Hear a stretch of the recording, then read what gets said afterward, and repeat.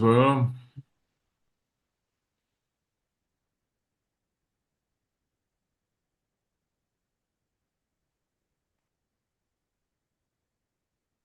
Good morning. good morning, Miss Gruber.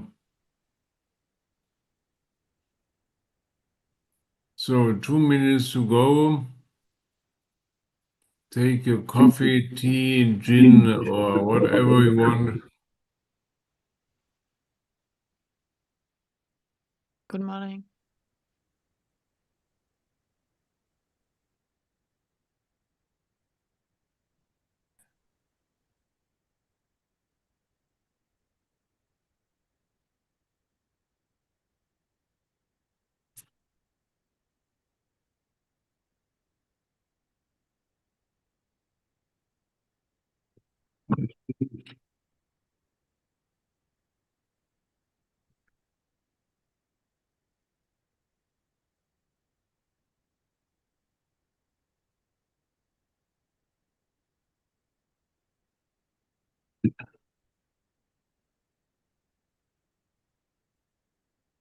So 1 minute to go. And I think we can start. My name is Thomas Hoeren. I'm the organizer of this additional program. I'm happy to see you all in good shape and good health. Last week, we have spoken about a general survey on copyright law without any reference to digital objects. Today, we are speaking about particular questions of digital copyright law. So how does EU copyright law deal with the focus on software and digitization in general? I'm not speaking myself. I've asked a good friend and good colleague, Guido Westkamp. He has been one of the first people who made their doctor's thesis at ITM. And I'm proud to say he made a really remarkable and highly sophisticated paper. There's an echo. I can hear the echo, but it will be away when I'm gone. So Guido left ITM to become a member of the Queen Mary College in London. He is a professor at Queen Mary. He's a reviewer for everything. He's teaching throughout the world. Next week he will be in Taiwan. So we are very, very happy to have him here. And I give the floor and the echo back to him. Thanks so much, Thomas, for these very kind words. Good morning, everybody, ladies and gentlemen. Thomas, again, thanks for having me on the program. I'm going to briefly maybe explain what I intend to do this week and next week. You will have seen these are quite a number of slides here. Of course, I'm not going to read out the slides to you. I'm going to skip a few, and you can sort of use it, maybe in the way of a textbook. What I'd like to do today is to first give a brief introduction into the fundamental legislation by the European Union in copyright. And that's the directive on certain aspects of copyright and related rights in the information society, which is from 2001. And therefore, it is probably totally outdated. I'm going to focus on 2 or 3 aspects of that directive in more detail today. One is going to be the economic rights, with an emphasis on the right of communication to the public, the right of making available. I will briefly talk about the regulation of technological protection measures, because that's quite important to understand the policy objective underlying the directive. And then we're moving on to look at copyright limitations and exceptions. Again, I don't have time to go into every single detail, but I'm going to focus on perhaps the most fascinating copyright litigation in the past 25 years now, which is the litigation between Kraftwerk, the German electronic music pioneers, and a hip-hop producer. Why? Because it's that case and the various decisions, the case runs since the late 1990s, more or less encompasses every single problem that copyright, digital copyright, etc., faces today. Also, if you have questions, please just interrupt me. Feel free to ask. Please don't put it in the chat because I can see that. So just raise your hand and just talk. Right.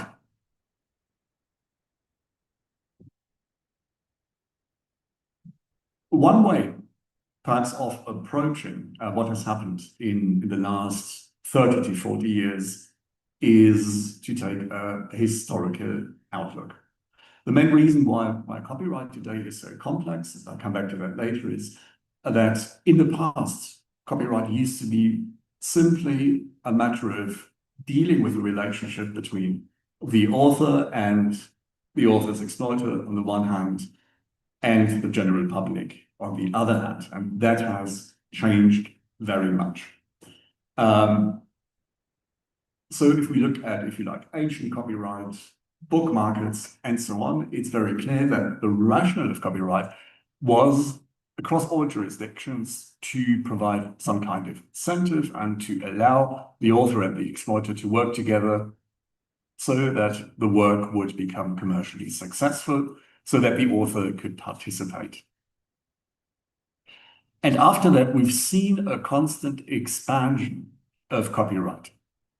And this started, and Thomas is going to talk about that next week, in the 1980s, with the emergence of personal computers and the role that copyright had to play. For that, there is an EU directive, a very first one, 1991, I think it was, on the legal protection of computer programs, then followed by a directive on the legal protection of databases. Then in the late 1990s, I don't know how many of you remember that, we had illegal file sharing. I don't know how many of you participated in illegal file sharing, but then, of course, created a lot of lobbying, especially from the music industry, the film industry, the software industry, and so on. In the late 1990s, the directive that we're talking about today had been developed. And it had been developed with really three policy objectives in mind. One was to comply with the so-called WIPO Treaties 1996. These treaties are international agreements that the European Union acceded to. And the idea behind those treaties was to adapt copyright to the internet, or maybe the internet to copyright, by introducing a new right, a right of making available, plus, in particular, legal protection of digital rights management. So that was one objective in the EU under this directive, to include that. But it went further. The EU directive itself talks about a high level of protection that must be accomplished. And it makes no distinction between the legal position of authors and the legal position of those that have neighboring rights, for example, neighboring rights in sound recordings. So any owner of a neighboring right, a producer right, and also any owner of an exclusive license will have or can rely to a certain extent on that idea of a high level of protection. You find that in the recitals, I think it's recital 9. And the third objective then, of course, was to harmonize copyright in the EU, especially between the UK copyright system and the continental civil law authors' rights systems. The overall rigidity and bias towards commercial interests then garnered a lot of criticism, especially in the 2000s. And that criticism somehow came to light, especially in the context of platform liability and the notion of user creativity. Next week, I'm going to talk for the first half of the lecture on the concept of platform liability and also the fundamental rights problems this has caused. The 2001 directive itself doesn't talk about platform liability, it simply talks about harmonization. So since 2010, roughly, there has been a new debate on user creativity, the freedom to engage in transformative users, in referential users, in particular, as we will see, in terms of parodies, in terms of pastiche, and the role that platforms such as YouTube and so on play in that context of fundamental rights. And of course, today, which is something I'm not going to really touch upon, is a new debate on the role of artificial intelligence. So this directive, it's a good idea actually, when you get back home, maybe to have a look at the directive and to read the directive in the following order: Article 6, Article 3, Article 2, Article 5. The central aspects of, or the most central aspect of this directive really is the is Article 6, which deals with the legal protection of digital rights management. So if you read Article 6, which is a terrible provision and it's difficult to read, but this is the centerpiece of the directive in terms of safeguarding online services. So streaming, download, etc. By simply saying you can use technology to regulate who has access. In other words, a password will be a DRM. And then everything is excluded. So in other words, certain copyright exceptions and so on cannot apply. The second centerpiece is the right of communication to the public in the form of a making available right.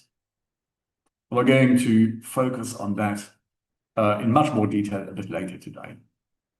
Second, the reproduction right. The reproduction right, the right to control the making of copies, has been expanded in the EU, where it has been expressly provided for that a temporary and indeed transient copy, i.e. something that occurs during browsing the internet and so on, can be a reproduction in a copyright sense. Article 5 of the directive contains an assortment of copyright exceptions and limitations. Just very briefly in terms of terminology, usually the notion of an exception refers to something that is permitted and that isn't paid for. And an exception, therefore, typically reflects a certain fundamental rights standard, i.e. freedom of expression, freedom of opinion, freedom of the media, freedom of art. And there are various exceptions in the directive that relate to that.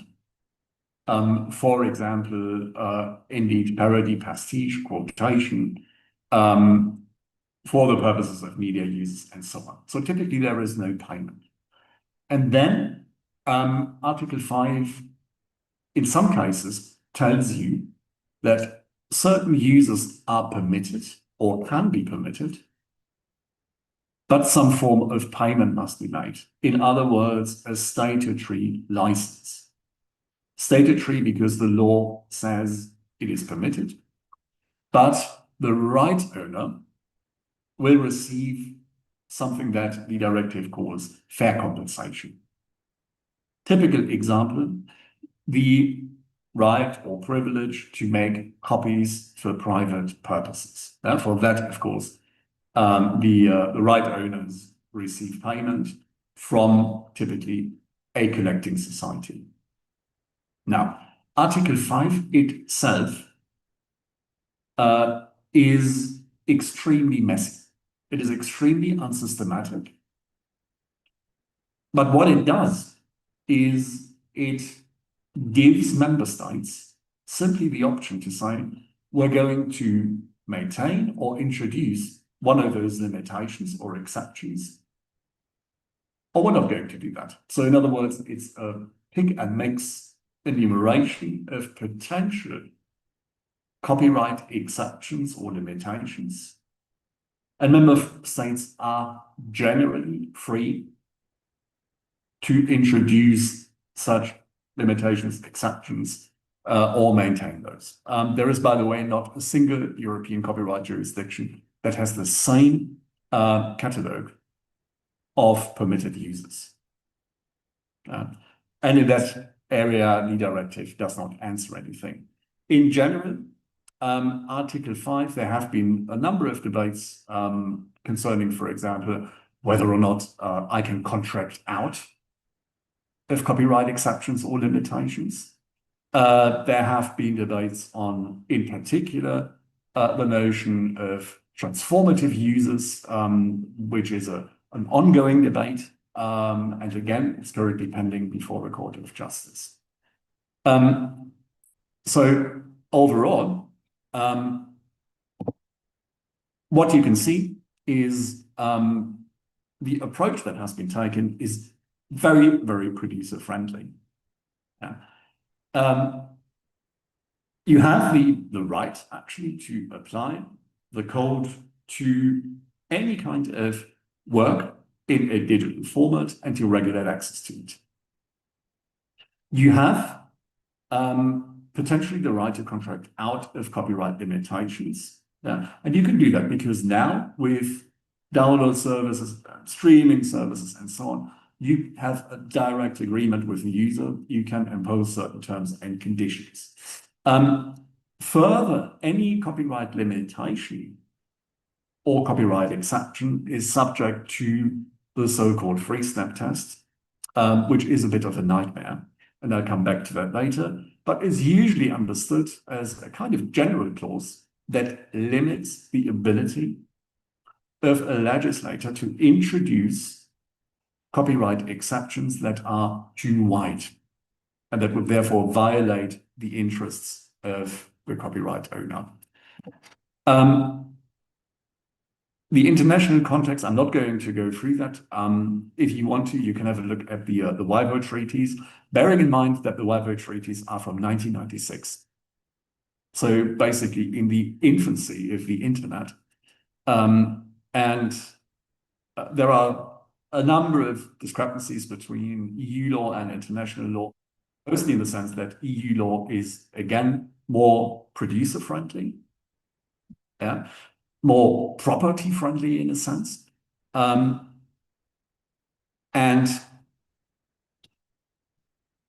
one particular, if you like, milestone in the development that I need to mention actually is the coming into force of the Charter on Fundamental Rights in the European Union in 2007.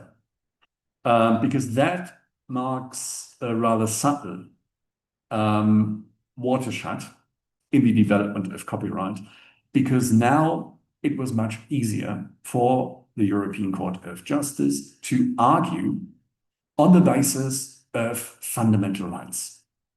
You will see that the Charter tells you simply intellectual property should be protected. So copyright is considered a form of property, but at the same time, other fundamental rights, conflicting fundamental rights, can apply. And that not only includes the right to freedom of information, the right to freedom of art, and so on, but also, for example, in the context of copyright enforcement. That was the very first decision in 2009 in Pro Music, the right to privacy and data protection. And this is when the Court of Justice started arguing on the basis of balancing. So now every copyright dispute is subject to some form of balancing. How that is to be conducted is very much open, because the Court of Justice leaves that usually to the courts of member states. And then in 2018, we have a second directive, which is the directive on copyright in the digital single market. And in that directive, that's what we're talking about next week. We will find Article 17, which deals in a very convoluted and complex manner with notions of platform liability. So we're doing that next week. So basics, vertical harmonization. The 2001 directive harmonizes copyright across the board. Rights are granted to right holders in general, not necessarily to authors, but in particular to, let's say, the industry, the exploitation industry, music, film, and so on. Exclusive rights. We have 3 exclusive rights that have been harmonized. The right of reproduction, the right of communication to the public, and the right of distribution. Distribution typically meaning putting into circulation a physical copy of a work, like a book or a CD and so on. List of optional limitations and exceptions from which member states may pick and choose. And importantly, protection against the circumvention of TPM's technological protection measures applied to any kind of subject matter.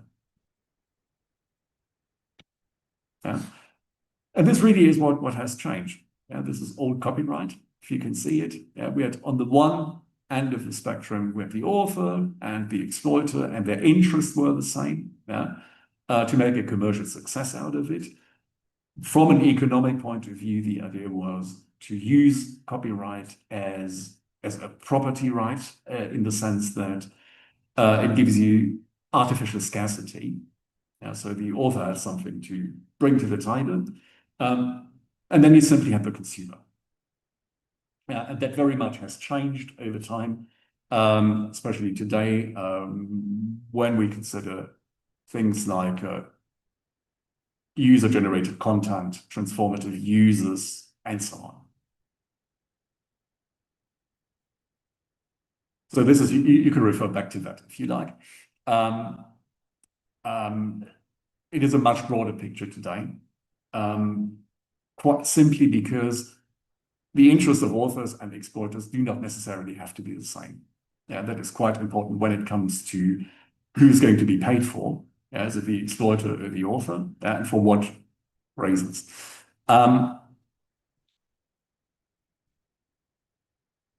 Originality, Thomas would have talked about originality last week.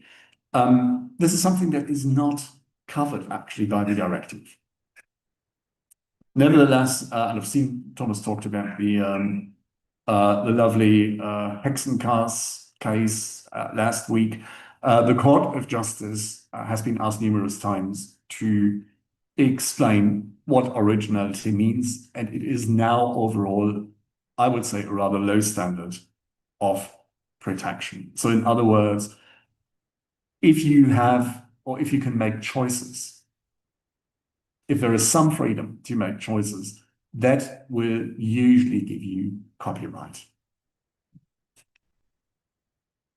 Okay, so for a start, that was something really, really abstract and potentially confusing. It's a good idea, actually, what I tell my students, to be confused and to be utterly confused, because everybody is. If you simply look at the number of cases concerning this directive and its various aspects that had gone to the European Court of Justice, we would now potentially look at maybe 400 decisions concerning this directive only. And most of these have concerned the so-called right of communication to the public. Now, for the next part today, I'd like to look at exclusive economic rights. And the exclusive economic right is usually referred to as part of the property right of the right holder. And in this directive, we find three. Now, on the one hand, and just to give you an outlook on how these rights have historically developed, on the one hand, if we go back way in history, of course, the first right to develop was the right to control the making of copies, i.e. the reproduction right, i.e. something to do with the physical use of the work. And to that reproduction right, later on, in different jurisdictions, a right of distribution had been added to.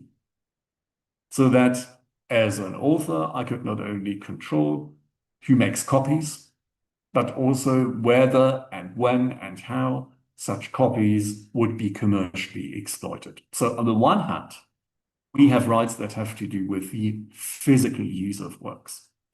On the other hand, the law had to develop rights that have nothing to do with copying. And those rights have or have to do with centrally a communication of the work. These rights are more limited in a sense because the communication here must relate to the public. So a private communication of a copyright work never infringes. Yeah. So that's an important distinction that needs to be made. I will start with the right of communication to the public. I'm going to focus on that in particular.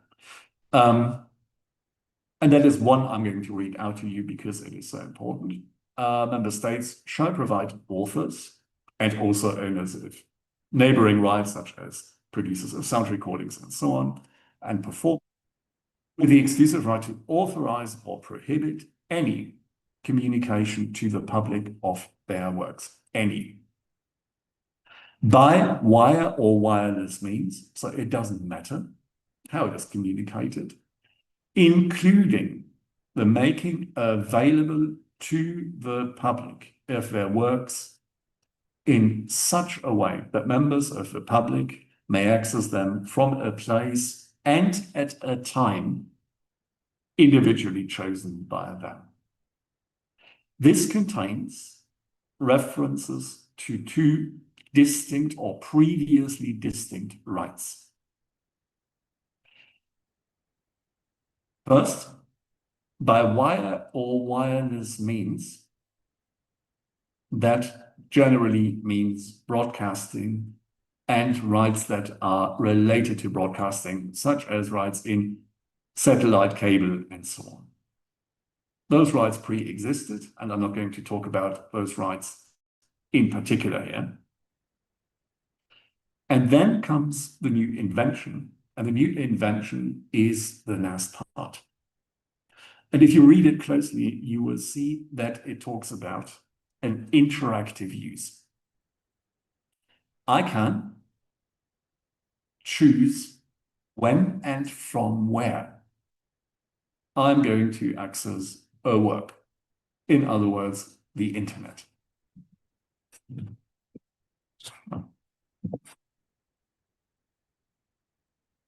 So before we look at the at some cases by the Court of Justice concerning the notion of communication to the public, this is historically the approach on the right of communication to the public, which is an umbrella term, and which has three ingredients.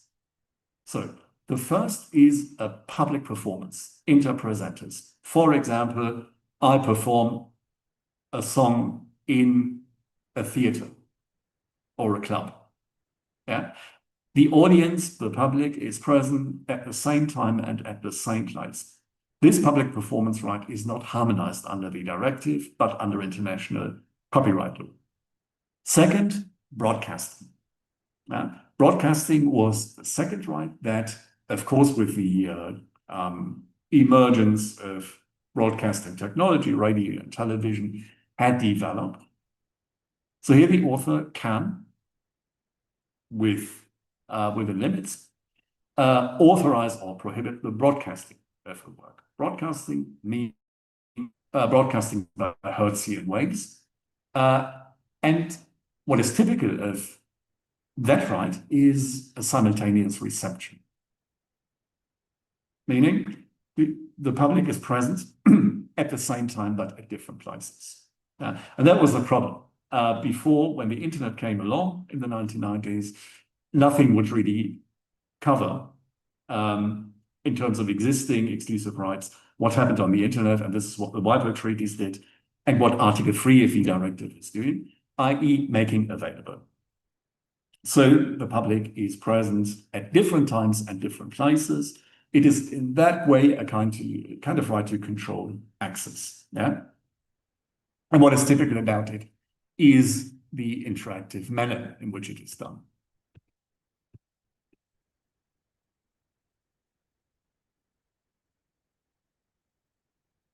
So, case law. There is an abundance, actually, of cases only concerning the interpretation of Article 3. And again, I'm not going to read out every single case to you, but here you can see a list of scenarios and situations where it was open whether there was a communication to the public in general, whether broadcasting or making available and so on, showing in pubs in the UK. Yeah, so you have a screen in a pub. Yes, that's an active communication.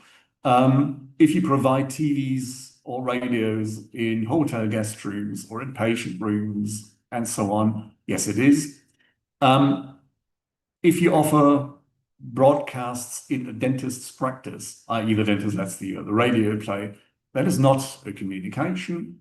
If you provide a satellite package of channels, yes. Live streams of free-to-air TV broadcasts, yes. Hyperlinks, yeah, this is where it really gets interesting, to your protected work or embedding a video by transfusion or inline linking, no. That is potentially not an act of communication. However, if you copy something from somewhere else on the internet and you make it available on your own website, it is. So for a start, the Court of Justice has more or less started to completely change the law. Yeah. In effect, by introducing a number of benchmarks, a number of parameters that concretize, so to speak, what an active communication to the public is and is not. And the Court of Justice has been heavily criticized for that, but it's probably the right approach. Yeah, there are some older cases that are irrelevant, and then the turning point in 2006. That's a really, really important case because it's the first case where the Court of Justice formulated criteria. What had happened there was a hotelier in Spain, and they had a satellite dish on the rooftop, and from the satellite dish, TV broadcasts free to air from other countries were then relayed into hotel guest rooms. And copyright owners wanted to have money for that. That was a case on concerning authors of works being broadcast. And here the Court of Justice came up with a central idea, which is to say it has always, or there has always to be a new public, in the sense that the right of communication is only triggered where I interfere, typically by technical means, with a communication. Now, that sounds rather abstract, but it makes a lot of sense. Why? Because usually when you think of television, of course, maybe I perform on television, maybe, I sing a song on television that is protected by copyright, I will have authorized that act, the first act. So, of course, if there is no intervention, everything is covered by that authorization, i.e. by that licensing agreement. So the Court of Justice here says, okay, as a fundamental principle, we need to look at whether it is still the same public that is reached, that is covered by the first act of authorization. And it is not covered by that first act of authorization if I interfere. How do I interfere? By putting up a satellite dish. And then I have a new public. That's a public that the right owner did not have in mind when first authorizing the act of communication. Yeah. And that decision, as a consequence, led to a whole number of other decisions. And you see a selection here. These are really only the most important ones. And what I'd like to do is I'd like to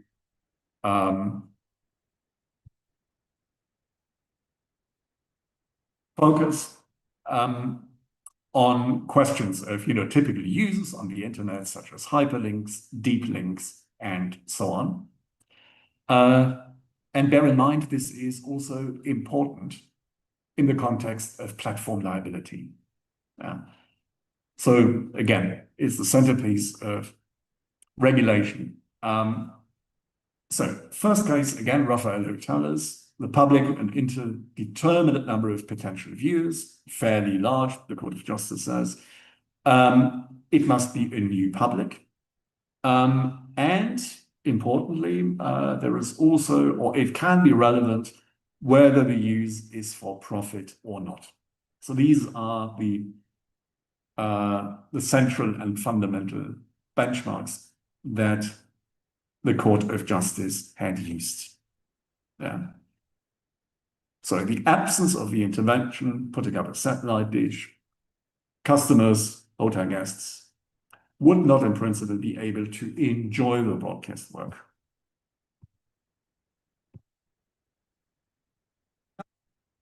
Or concerning broadcasting in the wider sense.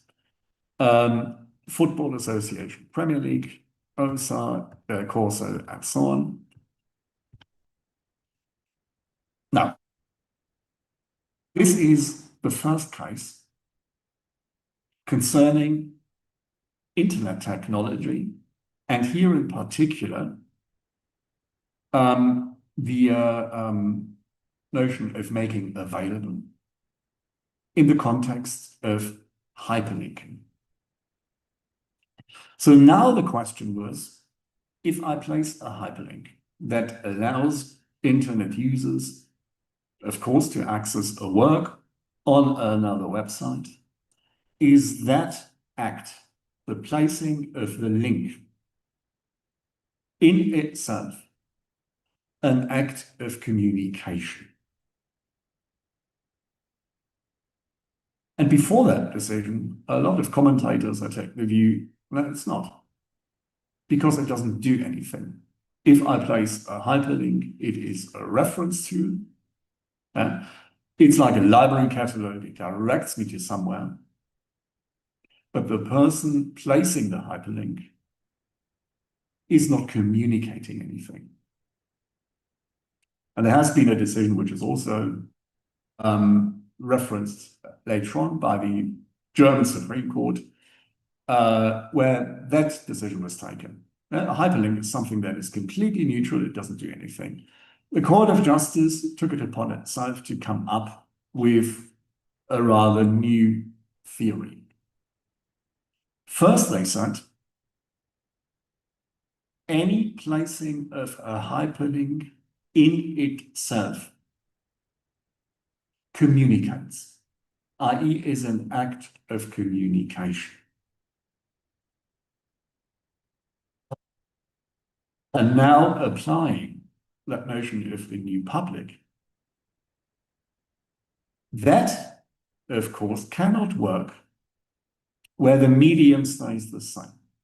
So, in other words, there cannot be a new public if I, on my website, let's say I put up a work that I've created, and somebody else places a hyperlink directing users to my website. Why? Because, of course, in doing so, in putting up or in uploading my own work on my own website, I have implicitly permitted general internet technology to access that work. It is a kind of implied license, and therefore there is no new public. Yeah. That would be different also in the TV catch-up case before on broadcasting, where I take a broadcast and digitize it and then put it up on the internet. Then I have two different technologies, so that here a new public is created. But in the case of a hyperlink, in general, that does not work. It is still an act of communication, but it is not an act of communication to a new public. Yeah. Must be observed that making available the works concerned by a clickable does not lead to the works in question being communicated to a new public. So, importantly, up to here, it is a communication. Yeah. It falls under Article 3, but the notion of a new public now allows the Court of Justice to sort of balance. By saying, it is still the same public, you've given some kind of permission. Yeah, there is an implied license in the first place.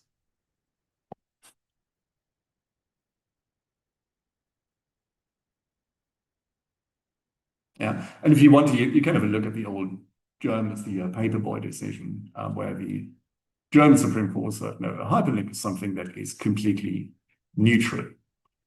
Best water, same. This was an embedded video on YouTube. Yeah, it's the same public. So the fact that you embed a video may be subject perhaps to unfair competition and so on, but it is not, as such, it is a communication, but it is not a communication to a new public. So same principle. And then comes GS Media.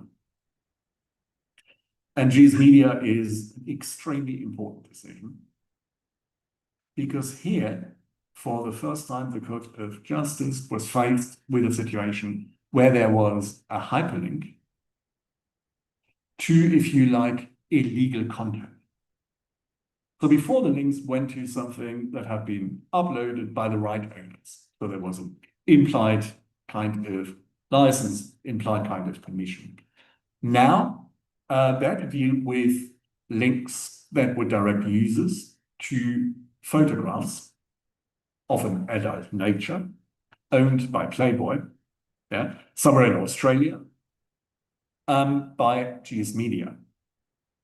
And here the Court of Justice really starts to come up with a number of new criteria and new parameters. And basically saying all these parameters, it's not like box ticking, but it depends. They all interact. So the issue here was, first of all, in general, is it always an act of communication to the public if there is no permission per se, as was the case here? Answer, no, it depends. Why? Well, clearly, as a normal user on the internet, if I place a hyperlink, I don't know if the content that I'm linking to has been uploaded by somebody else with permission or not. So, of course, to say, every linking to unauthorized content infringes would have had grave consequences for the internet. That would have been perhaps the thinking in the back of the minds of the judges in Strasbourg. Yeah. Instead, here the Court of Justice starts arguing really on the basis of liability concepts. So now they say, okay, as a private person, you don't normally know. Yeah. So it is a question of knowledge. However, if you're a commercial entity, if you're a company, yeah, and you're doing that for profit, then things change. Because then there is a presumption that you ought to have known that the content was illegal. So in other words, you have to check. Yeah. And that, of course, led to quite a complex kind of situation, because now it is not a property right anymore. Yeah. Now it is a liability concept that centers on the notion of knowledge, rather in parallel to decisions that concern the liability in general, the liability of hosting services, and so on. So this moves, if you like, the exclusive rights into a rather opaque notion of liability and contributory liability and so on. And then we have two cases where that concept was expanded. Why? Because in these two cases, the first is Filmspeler, which is a device, or which was a device, that allows users to access illegal material, films, and so on. And the other case was Pirate Bay, which is a file sharing service, in fact, a software. So now the question was, of course, in copyright, when you read Article 3, Article 2, right of communication to the public, right of reproduction, it is clear that you need some kind of active contribution. Yeah? You must communicate something. And that is something that, that was general consensus before the directive came, but which had been killed by the Court of Justice. You know, you then said, no, it's nothing to do really with whether there is an active communication. It all depends on a number of factors and criteria and parameters, and so on. So now the question is, if I provide a service or if I provide a device that only allows a third party, i.e. a user, to access the work, is that in itself an act of communication? And the Court of Justice said, yes, it is. So in Filmspeler, the Court of Justice says there is a device. Yeah, you can put that into your television, a program runs, and I assume that this will give you a number of links to websites in Russia and so on, from where you can access films. This is a new public, necessarily. So once you state, okay, it is, you know, back to the old decision in Raphael Hotelis, a new public because there is an active intervention. It is now the device that intervenes with whatever, yeah. So provision of device sufficient if preloaded with potentially infringing software, i.e. the software allows you to access films. The manufacturer facilitates access to infringing content. And therefore, and this is extremely important also for next week, it is the manufacturer of that device who is directly liable under Article 3. So they communicate to the public.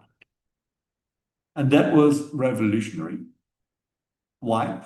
Because liability under copyright law, i.e. the question whether or not it is an act of direct or indirect infringement, whether it is in UK law, it would be primary infringement or secondary infringement, and so on, it doesn't matter. These aspects, secondary liability, indirect liability, contributory, etc., are not harmonized. The only harmonization you would find in the e-commerce directive in those days, especially in relation to hosting providers. But that's not a general exemption from liability. It depends again on a number of factors. So now copyright law is moving really from a a rather cemented kind of view, yeah, primary infringement, secondary infringement, to a much broader concept of where, if you like, liability and infringement become mixed. And the same approach was taken in Pirate Bay.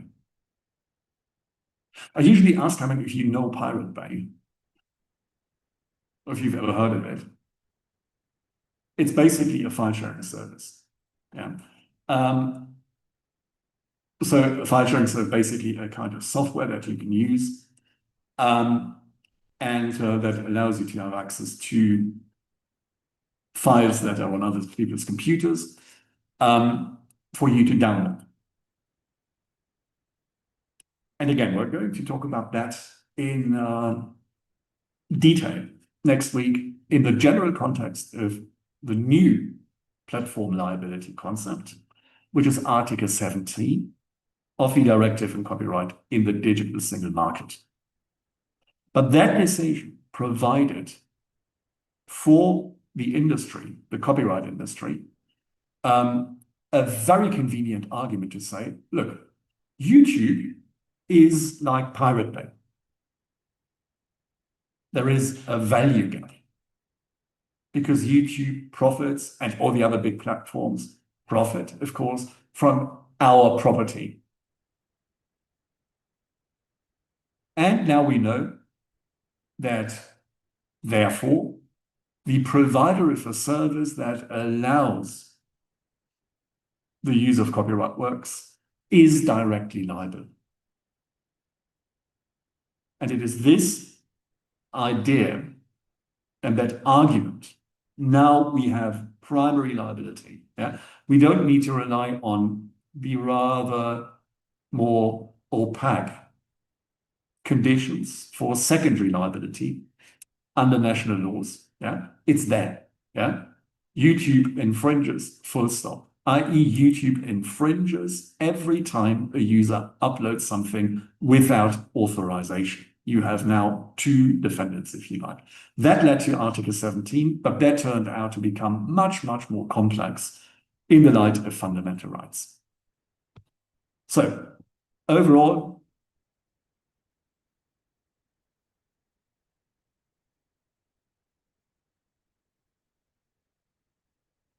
final case. What about situations where you do not use a hyperlink, but where you simply copy and upload? And in general, the Court of Justice says, no, that is necessarily an act of communication to the public, irrespective of the use in question. You can see it's a case about a student at a German school who had uploaded a photograph of Cordoba for an essay in Spanish class. And it was the North Rhine-Westphalia that was then held to be liable for that. The Court of Justice here said, it doesn't matter. This is not a case of a new public. Yeah, in the sense of hyperlinking cases, there is always a new public if you copy and upload. And there, in some way, the pattern of argumentation became a bit entangled. But it created questions as to the relevance of de minimis users, i.e. users that have virtually no commercial impact.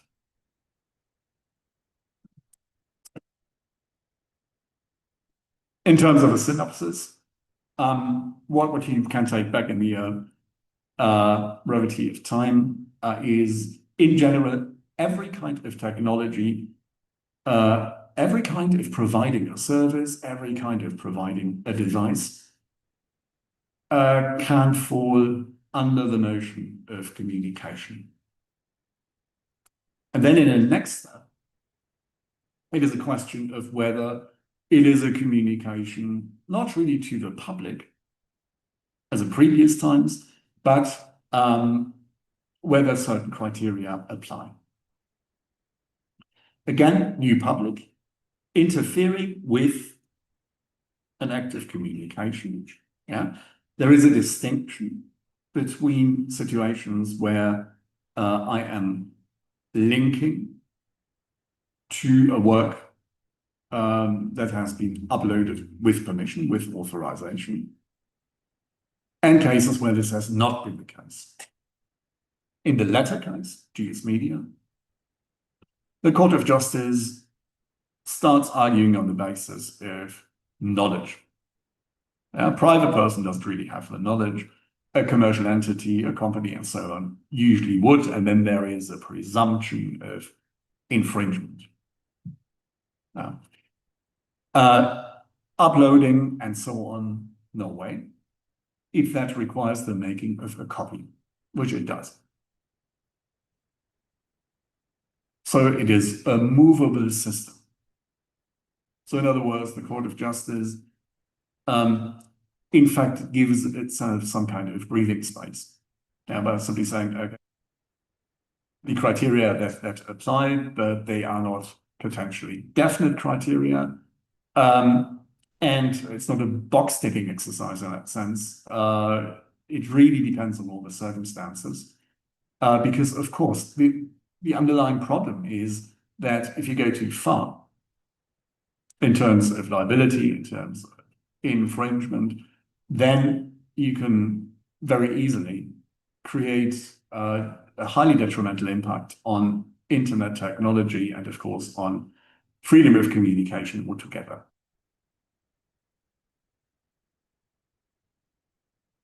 I'm not going to go into the right of reproduction, but if you have time, you can read Article 5.1 of the Directive, and you can try and understand it.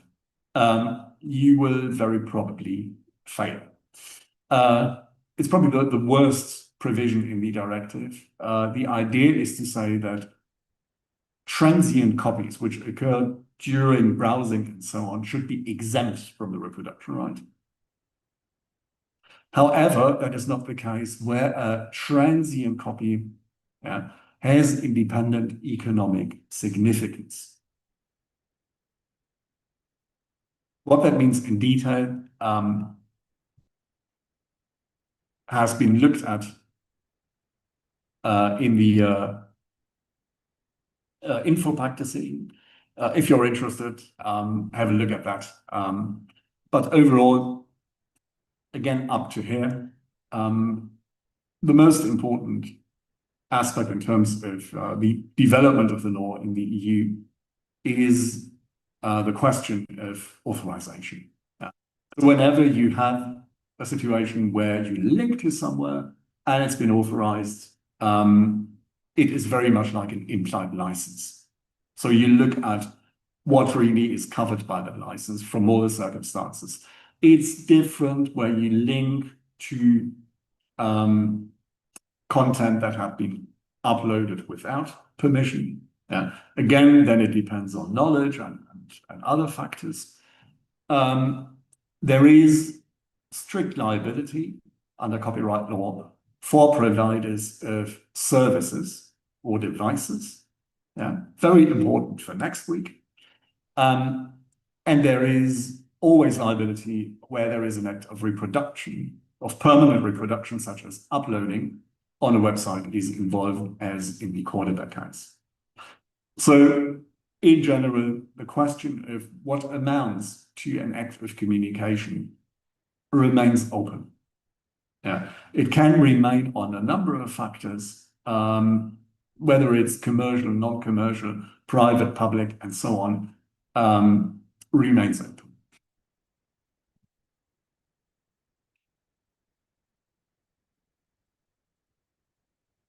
Are there any questions on the exclusive rights? I can tell you what I have not covered. I have not covered the distribution right. Why? The distribution right, in very short terms, comes with, is the only right, the only exclusive economic right that comes with a dedicated exemption, and that is exhaustion.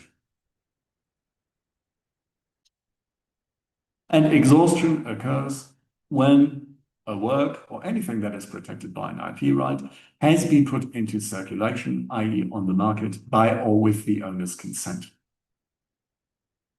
The reason is, of course, to maintain in the EU free movement of goods.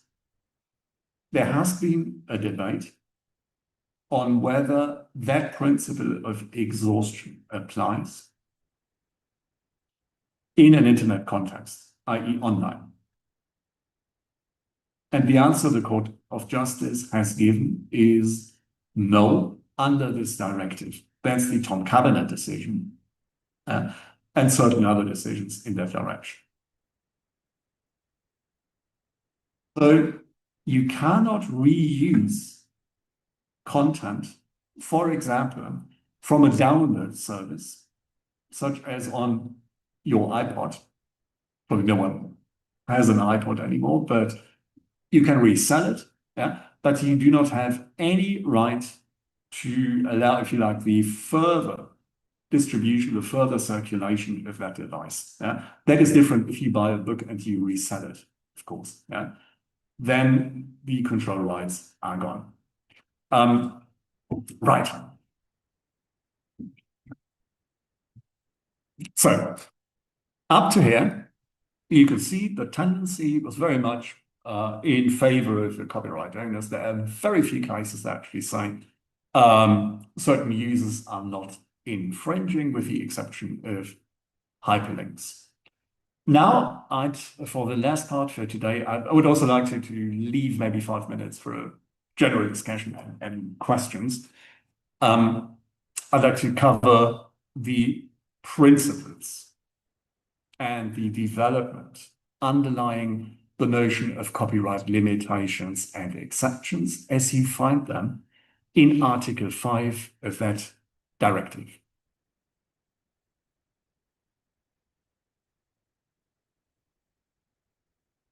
Before we start, it is quite important, perhaps, to take a look. Again, I'm not going to read that out to you, at the recitals. And to think about what, in the late 1990s, the political objective of that directive was. And it was not as such to harmonize copyright or to modernize copyright. It is very clear that the European Commission in particular thought this is a directive that should incentivize the creation of new services, download or streaming services, by giving the industry particular rights. In other words, to safeguard something that was new and that was only made possible through digital technology, and that is, I can have a direct agreement, yeah, between, for example, a download service or a streaming service and an individual consumer. And very probably, the Commission thought, that's fantastic. We use the protection of digital rights management, i.e. access protection, as a starting point in Article 6. Yeah? And then we top it up with a very strong right of making available, which is what it is. What about copyright exceptions? Really, copyright exceptions do not have a place in that. Yeah? From that view, we want to give all rights to the copyright industries, and strong copyright exceptions, strong copyright limitations, like private copying and so on. Yeah? That doesn't really fit in. And this is what you find here. It starts with the new public, with the high level of protection that we've already seen in the context of the new public as a general kind of, policy objective. And then it goes on, and it actually cautions member states to not to be too extensive when introducing new copyright limitations or exceptions. Yeah? So that is quite important to consider as an underlying copyright policy. What's the system of copyright limitations or exceptions? Again, have a look at Article 5. You will see that there are a number of purposes for which member states may maintain or may introduce specific provisions, i.e. permitting certain uses. Yeah? And of course, the whole thing was a minefield because that really ranges from, the ability to make copies for private purposes to really, really esoteric copyright exceptions. I think in Italy, there is a copyright exception that allows church music, and there is something for military marching bands and so on. So there's a wide variety of pre-existing catalogs of exceptions and limitations. And what Article 5 is doing is to say, this is a framework. You must not exceed it. That's quite important, or will become quite important in a moment. Yeah?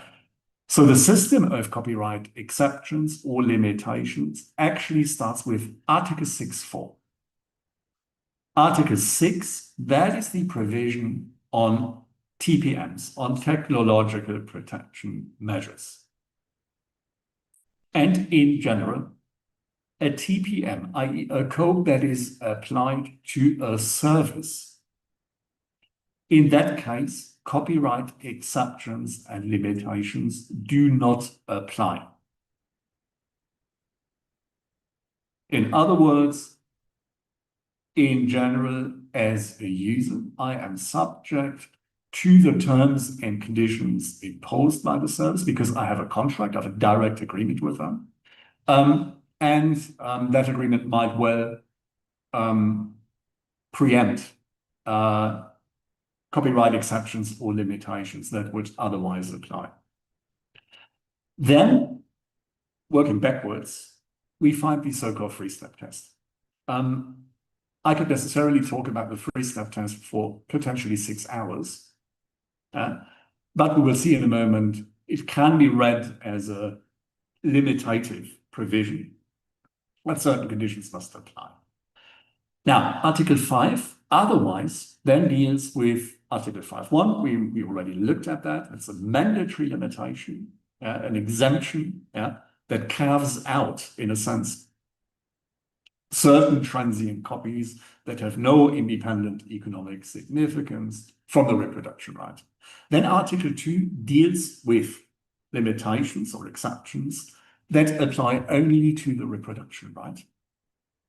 And Article 5.3 that deals with, again, optional limitations or exceptions that can apply to the reproduction right and the right of making available or communication. So in other words, member states can do whatever they like. Yeah. This is Article 5.5. That is the three-step test. The three-step test comes from international law. It is very old. It was first introduced in 1971 on the Berne Convention. And it is a general clause that is thought to provide some kind of orientation. And if you read it, I'll give you an example to maybe explain what it could mean. Exceptions and limitations and so on should only be applied in 1, certain special cases, which 2, do not conflict with the normal exploitation, and which 3, do not unreasonably prejudice the legitimate interests of the right holder. This is something you can find in different forms, all international IP conventions, including in copyright, the Berne Convention, the Rome Convention, the WIPO treaties, the TRIPS agreement, and so on. The trick here is payment. If a use is paid for, then there is general consensus that this would save the legislator from the three-step test. So in other words, in the directive, you find some provisions in Article 5, which say fair compensation must be paid, but member states are free to require that.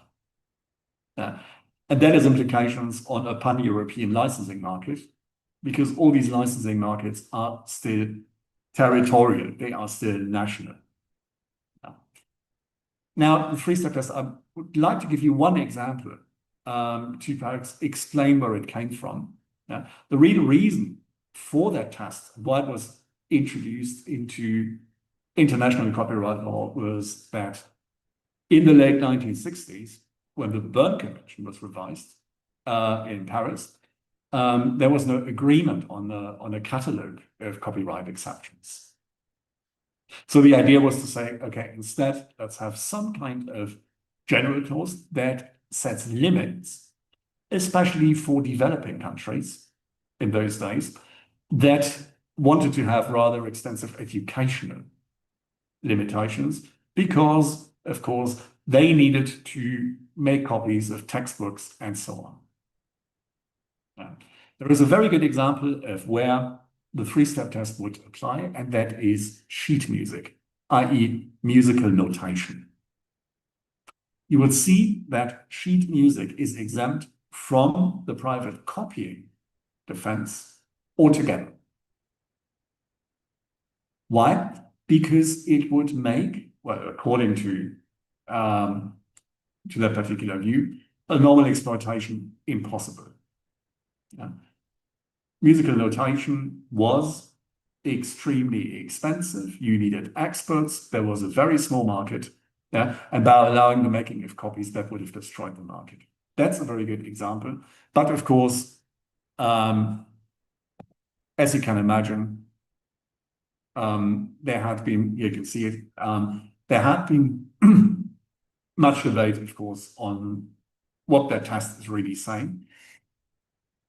So private copying is one example. I'm going to rush through that, really. There are certain privileges that can be granted to libraries, museums, and archives. But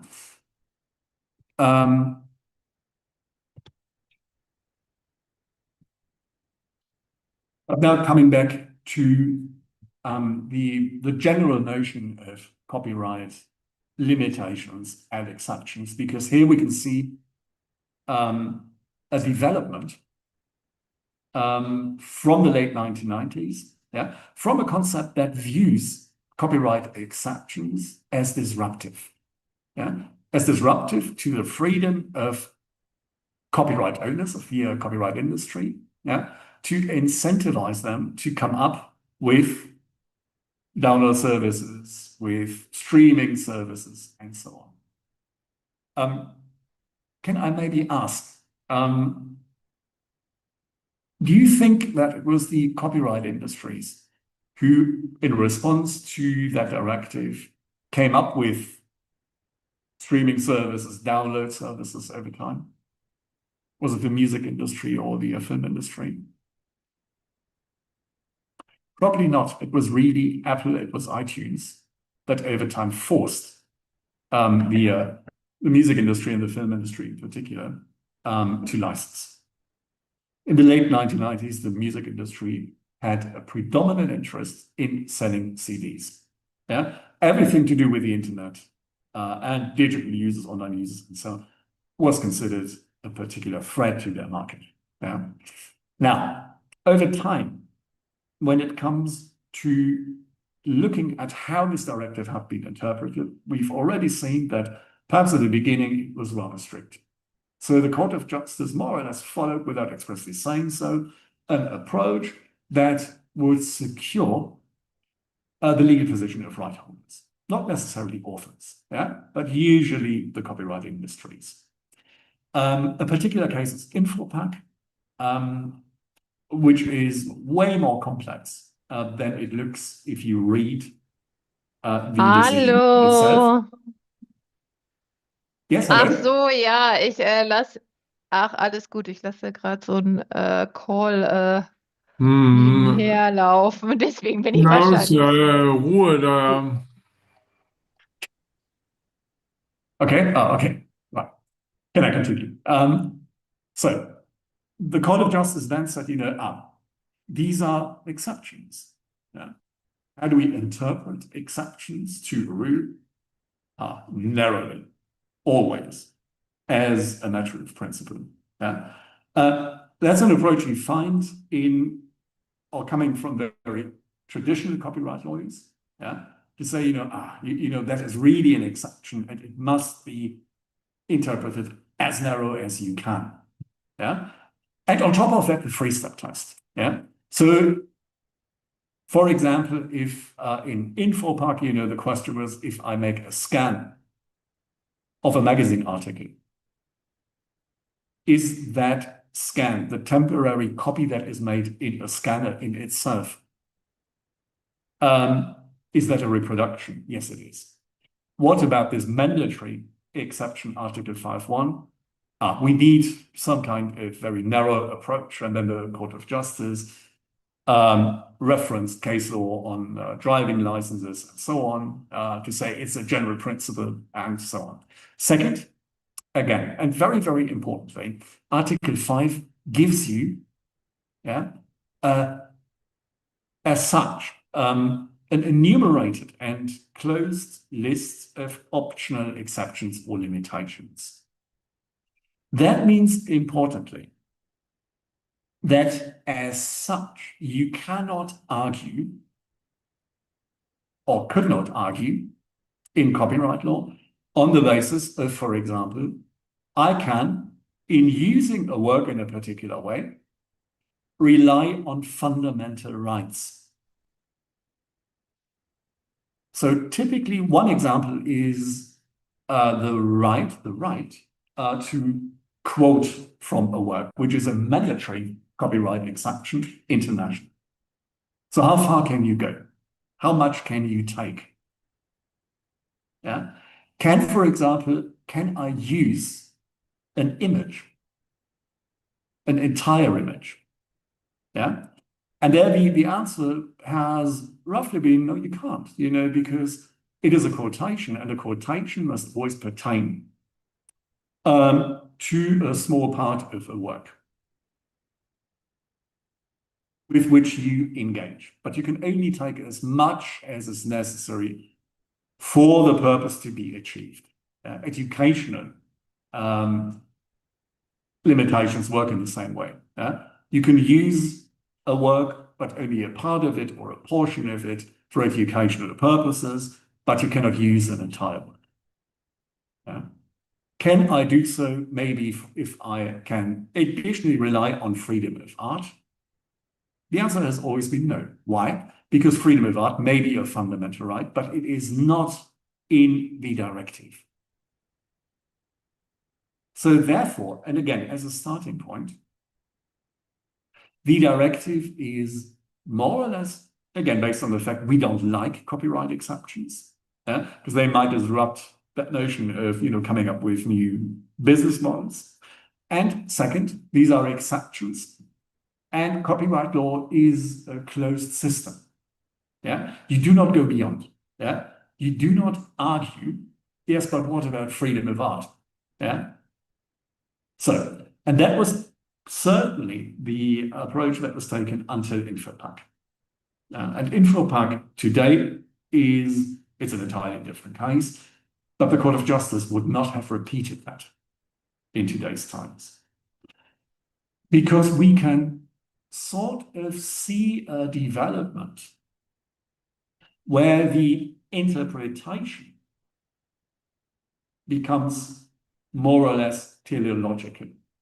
Yeah, sort of arguing also on the basis of not necessarily fundamental rights, but, you know, with notions of freedom of information, freedom of expression, and so on in mind.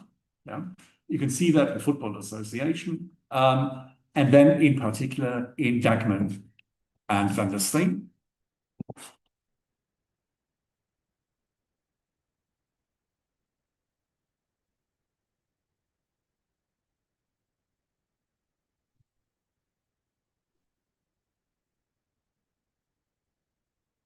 And Dagman and Van der Steen is the first case with the notion of, let's say, freedom of art, and the impact of the EU Charter on Fundamental Rights, which really changed everything, because now the mere existence of that charter forced the Court of Justice to have regard to that. And you can see introduced with the Treaty of Lisbon, 2008, And of course, the principle of proportionality, the principle of proportionality, yeah, as the main guiding principle. Yeah, something we can subtly see in the development of the jurisprudence of the Court of Justice. And to make it clearer, this is a highly illustrative case. I don't know how many of you know Suske and Wiske. If somebody is here from Belgium, they would know that. To the left, you see, in addition, these are children's comics, of course. And to the right, actually, on the left-hand image, you see Suske and Wiske. And it says the wilde weldoner, which means the wild benefactor. To the right, you see the alleged parody. And if you have a close look at that, you can probably discern what this is to communicate. Actually, the bald guy is the mayor of Antwerp, and he is throwing money, as you can see, at Muslim people. Yeah. So that comes from a far-right, fascist, whatever, Belgian party. And it's quite interesting. First of all, this is a matter for copyright law, and in copyright law, a matter for the notion of parody. And it's the first case in that context where the Court of Justice looked at parody and came back with a rather straightforward decision saying, parody is anything where there is humor or mockery as such. And at the same time, the message conveyed or the parody itself, must not be discriminatory. So in fact, the Court of Justice is saying way more than interpreting what the parody is. Yeah. Of course, there can be humor or mockery. Yeah. And by the way, now you take it away and you have a pastiche. Yeah. But humor or mockery and a non-discriminatory message. Yeah. And now the Court of Justice is really, without of course saying so, in uncharted territory. Because from the standpoint of the author, this is a matter for personality rights, which is not harmonized. But this kind of non-discrimination goes in that direction by saying, okay, I have a right, not only as an author, but as a person, not to be associated in any way with that political party or with a particular political opinion. Nevertheless, the decision in Deckman had been criticized up and down, from copyright or by copyright purists by saying, this is way too broad. That would mean that whenever there is some kind of humor, and what does humor mean? Whose humor in particular, that the use is fair. And then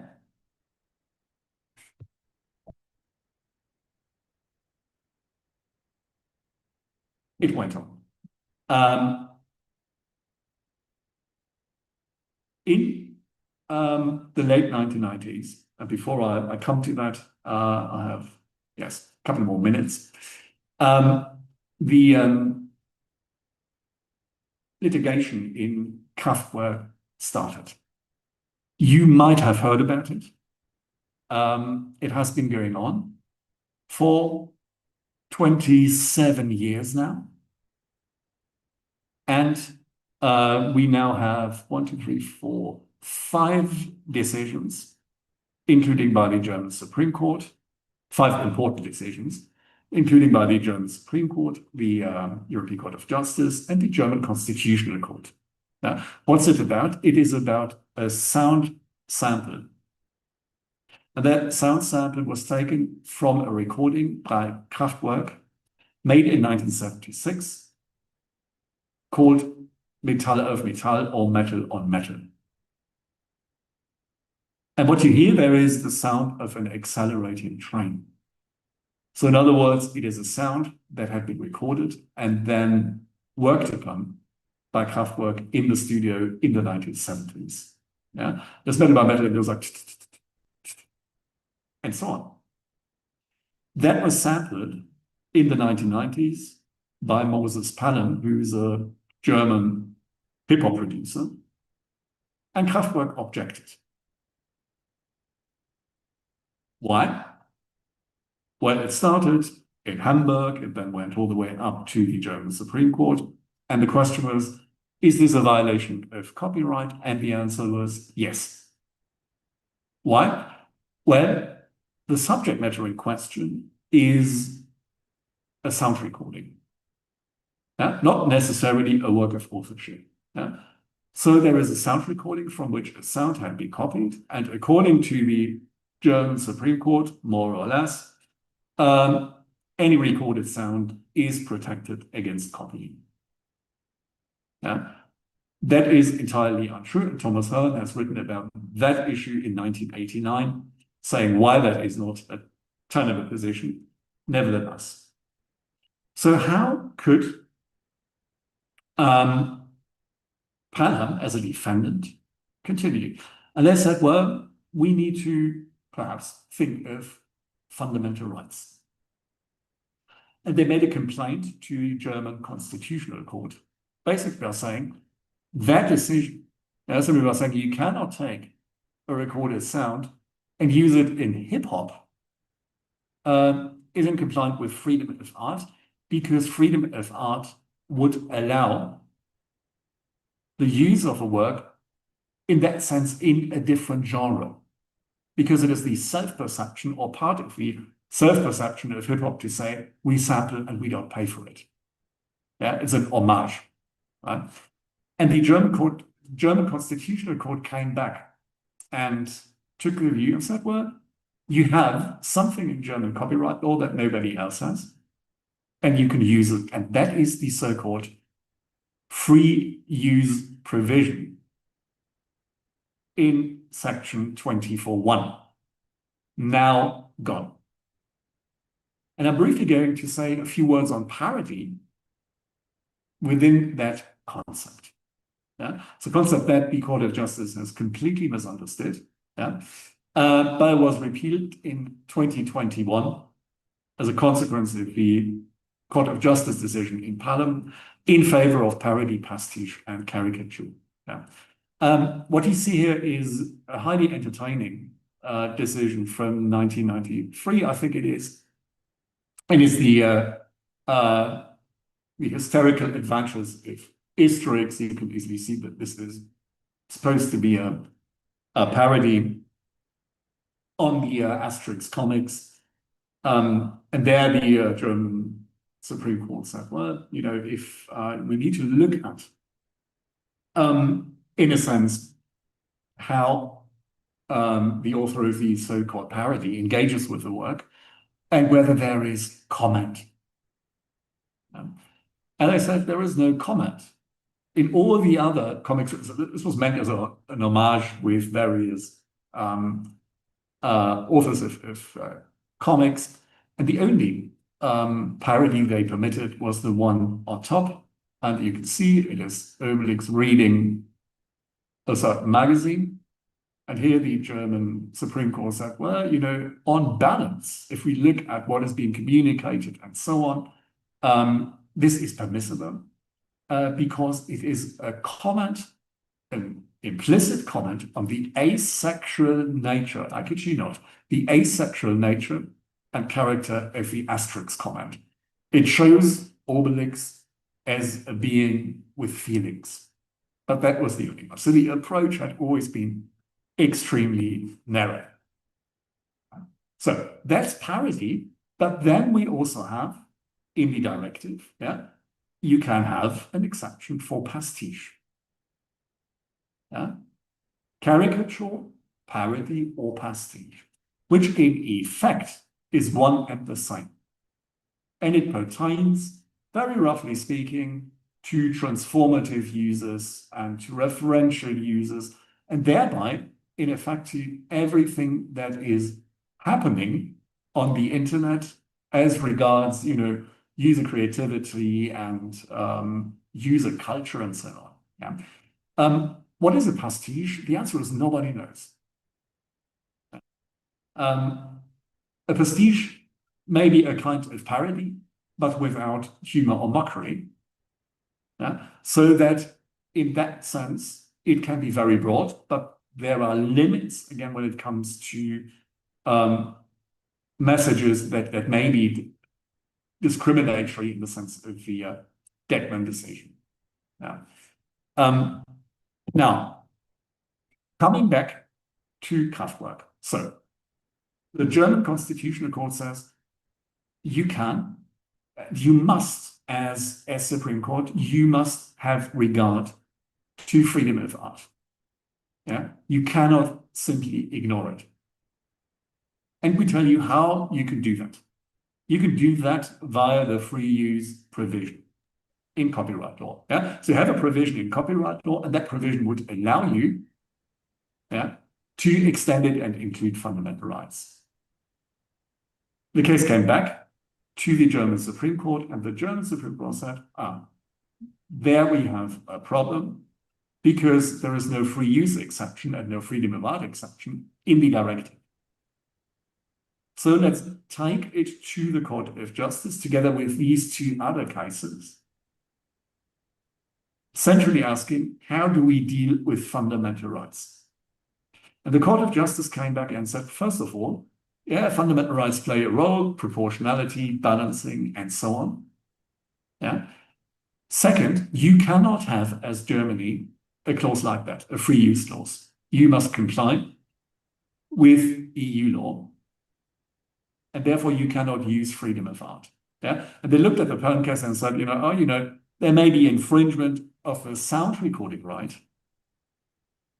Yeah.